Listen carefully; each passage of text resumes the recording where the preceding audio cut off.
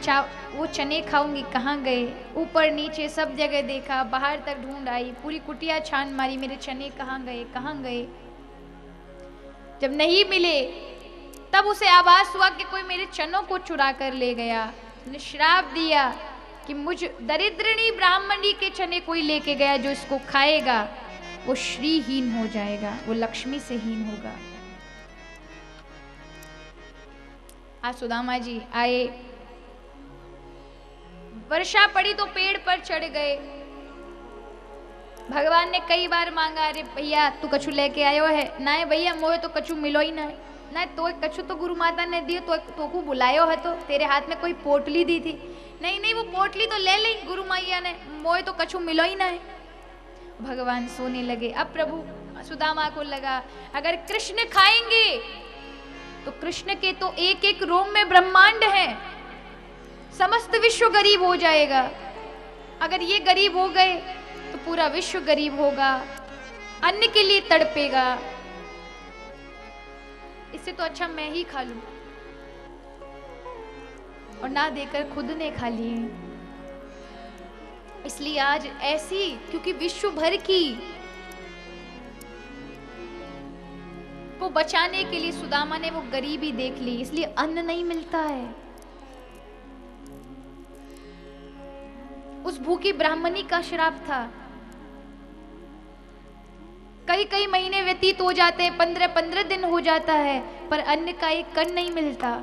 और सुदामा जी के कारण उनका जो परिवार जुड़ा हुआ है वो भी इस दुख को भोग रहा है, क्योंकि उनके भाग्य में वह भी सम्मिलित हो गया।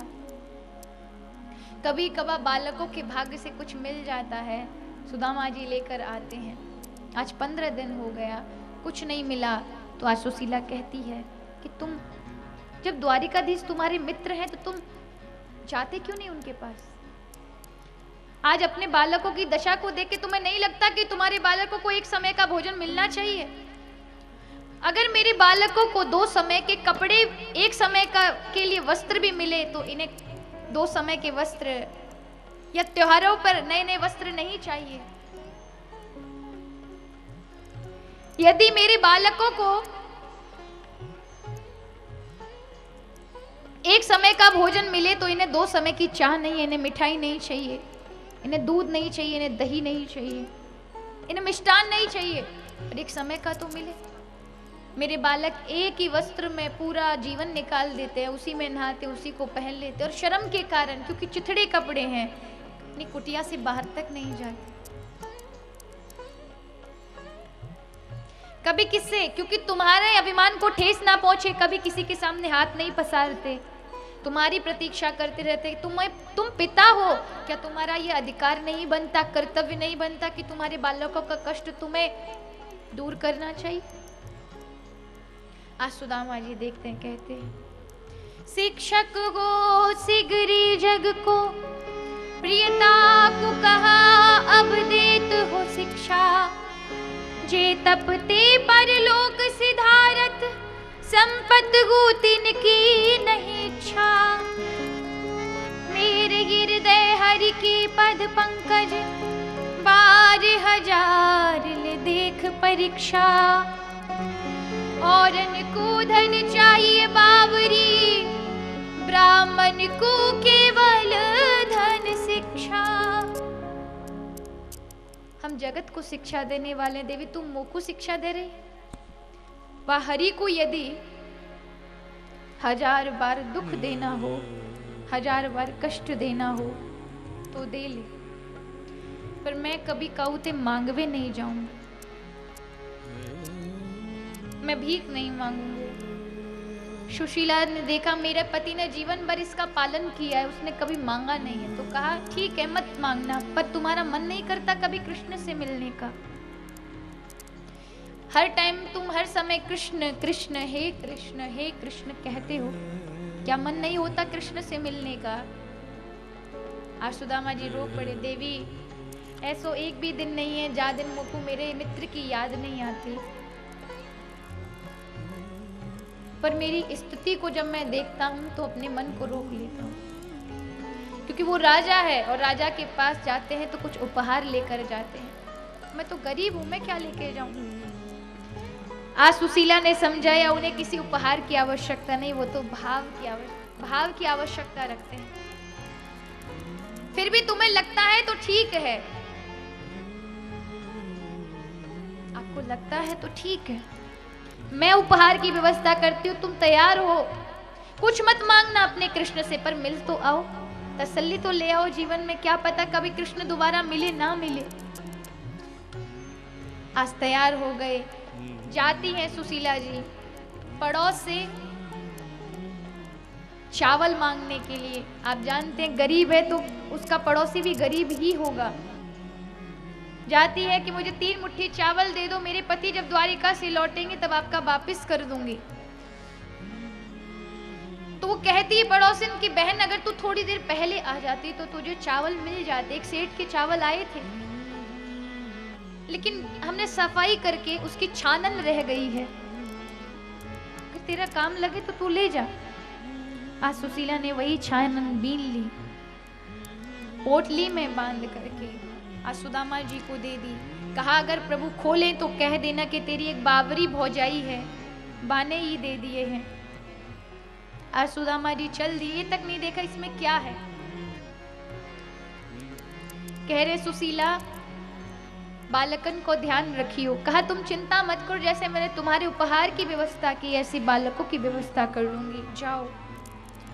आज सुदामा जी जाते हैं, जा रहे हैं, एक भी शरीर पर ढंग का कपड़ा नहीं है, धोती है उसको ही लपेट कर ऊपर के अंग को भी ढक रखा है, 10 जगह से फटी है, उस फटे हुए को भी छुपाते हुए एक हाथ में डंडा है, एक टूटा सा जनेऊ पड़ा है, एक कमंडल है, पानी पीने के लिए रखा है, पैरों में विवाहियां फट रही हैं, तन एकदम दुबला पतला, एक एक हड्डी दिखाई दे रही है, पर मस्तक पर तेज है भगवत भजन का।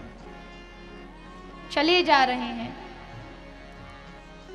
जैसे ही नदी पड़ी, नदी बहुत गहरी थी कि तैर के पार नहीं किया जा सकता था। आज लेट गए, हे कन्हैया तेरे मंजिल पर आना भी बड़ा कठिन है, तुझे पाना भी बड़ा कठिन है, अब मैं कैसे पार करूं, कैसे द्वारिका जाऊं। यहाँ भगवान मल्ला बनकर आ गए। कहते जिसका कोई सहारा नहीं होता उसके प्रभु होते हैं। उस वियावान जंगल में कौन था जो वहां पार होने जा रहा था? केवल सुदामा था, लेकिन मल्ला बनकर उस वियावान जंगल में चिल्लाते आ रहे थे, भैया किसी को उस पार जाना है क्या, भैया किसी को जाना है क्या, भैया कोई यात्री है। सुदामा जी उठ खड़े हुए, भैया हमें जानो, हमें ले जाओ। हाँ हाँ आओ बैठो। बिठा लिया सुदामा जी को और नाव को ठाकुर जी लेकर के चलाते हुए लेकर आ रहे हैं। जैसे बीच तक लेकर आए, आज परीक्षा लेनी चाहिए, रुपया पैसा है कि ऐसे ही बैठ गए। अब सुदामा जी को लगा भैया रुपया पैसा लोगे, हाँ ये तो हमारा व्यवसाय है, तो व्यवसाय है तो पैसा तो लेना पड़ेगा, तो भैया हमको वहीं किनारे पे छोड़ दो, हमारे पास रुपया पैसा नहीं, हमारे पास इतना इंतजाम नहीं, हमको वहीं छोड़ दो। नहीं नहीं तुम जैसो कोई पार लगाते हैं। कहाँ जा रहे हो पंडित जी? हम भैया द्वारिकाधीश जा रहे हैं। अच्छा वहाँ कोई रिश्तेदार है तुम्हारा? मेरे मित्र हैं। पंडित जी होंगे? नहीं नहीं भैया वो तो द्वारिकाधीश है, वहाँ का राजा है। ठाकुर जी ने परीक्षा लेनी चाहिए। कहा अरे पंडित हो गए, झूठ बोलते, शर्म नहीं आती आपको? कहाँ आप और कहाँ द्वारिकाधीश? कहाँ आप निर्धन से और कहाँ वो राजा? थोड़ी समानता तो देखते।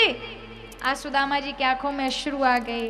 कहने लगे भैया तेने नाव चलाई है, तेने कभी कौवे प्रेम नहीं कियो, तेने प्रेम कियो हो तो तू जान तो कि प्रेम में वस्तुएं नहीं देखी जाती, वहां तो भाव प्रधान होता है। लेकिन आज का प्रेम बहुत दिखावटी है, बहुत ज्यादा दिखावटी। वो बचपन कितना सुंदर होता है कि जब हम अमीरी गरीबी जाति पाति भूल जाते, क्या धर्म होता है, क्या मजहब होता है, ये तक भूल जाते हैं। लेकिन हम बड़े होते इतने समझदार हो जाते हैं कि ये गरीब है इससे हमारा कुछ नहीं, ये अमीर है ये हमारे लिए लायक है।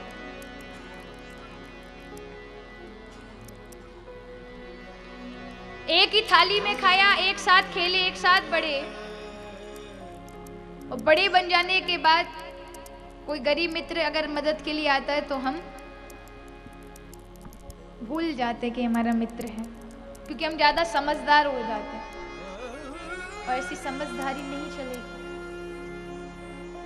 शिक्षा लेनी चाहिए सुदामा और कृष्ण की मित्रता के लिए। बचपन की मित्रता को प्रभु ने वहां तक निभाया और आज प्रमाण बन गई सबके लिए।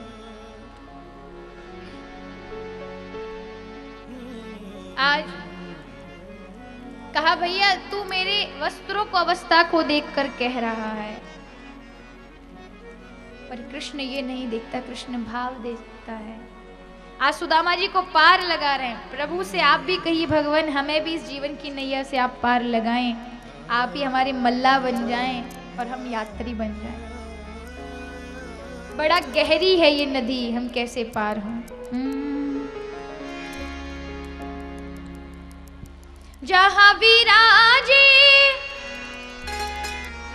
राधा रानी, जहां विराजे राधा रानी, अलवेली सरकार सवरिया है चल परली पार, सवरिया ये चल परली पार, कन्हैया ले चल परली पार, कन्हैया ले चल परली पार।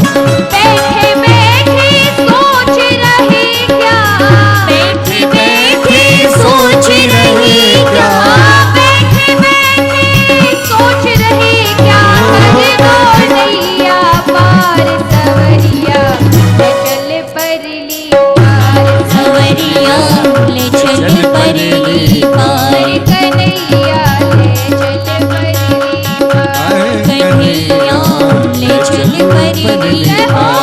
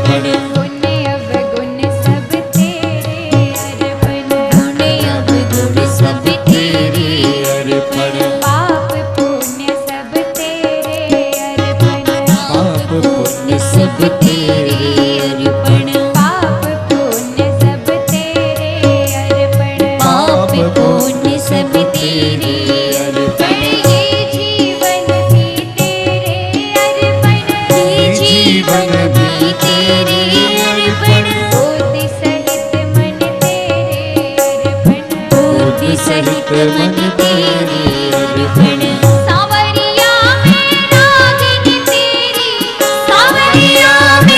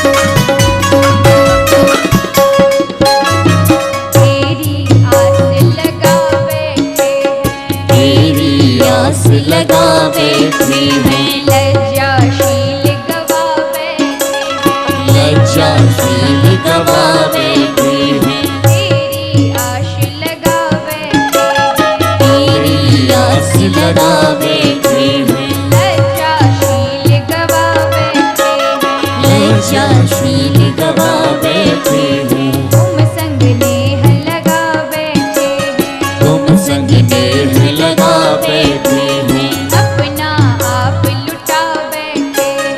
अपना आप लुटा बैठे हैं। बहुत हुई अब हार गई मैं। बहुत हुई अब हार गई मैं। बहुत हुई अब हार गई मैं। बहुत हुई अब हार गई मैं। क्यों छोड़ा मझदार सवरिया ले चल परली पार। सवरिया ले चल परली पार।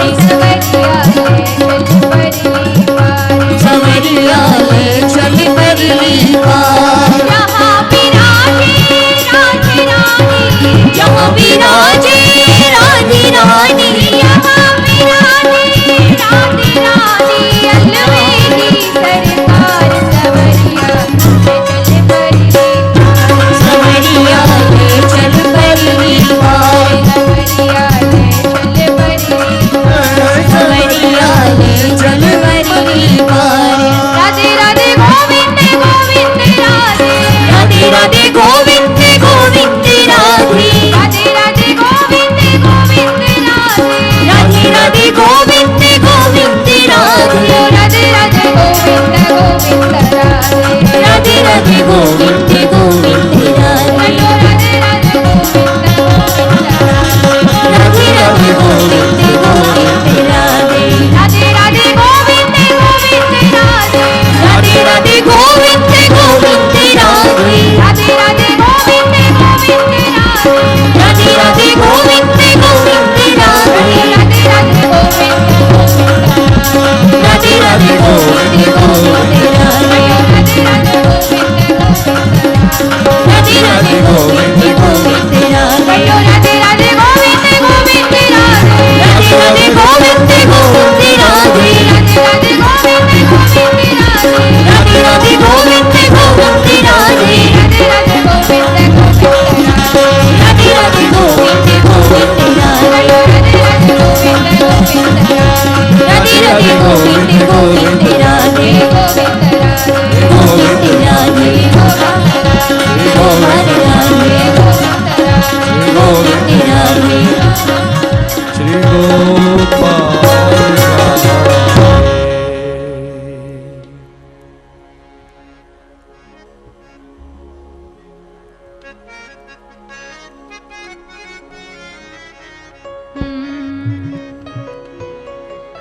सवरिया ले चल परली पार। सवरिया कौन कौन चाहता है ठाकुर जी हमारी जीवन की जिम्मेदारी ले? सब चाहते हैं? चाहते हैं ना कि आप सभी ठाकुर जी जिम्मेदारी ले, हमारे नाव वही चलाएं और हम तो नाविक बन के बैठे रहें। कराएं धराएं वो, क्योंकि आप चलाओगे तो डुबा दोगे। आप चलाओगे तो कहीं ना कहीं नदी में का पानी आएगा, कहीं ना कहीं नाव में छेद होंगे, क्योंकि व्यक्ति पूरी तरह से तो गुणवान नहीं होता, मनुष्य पुतला ही अवगुणों का है।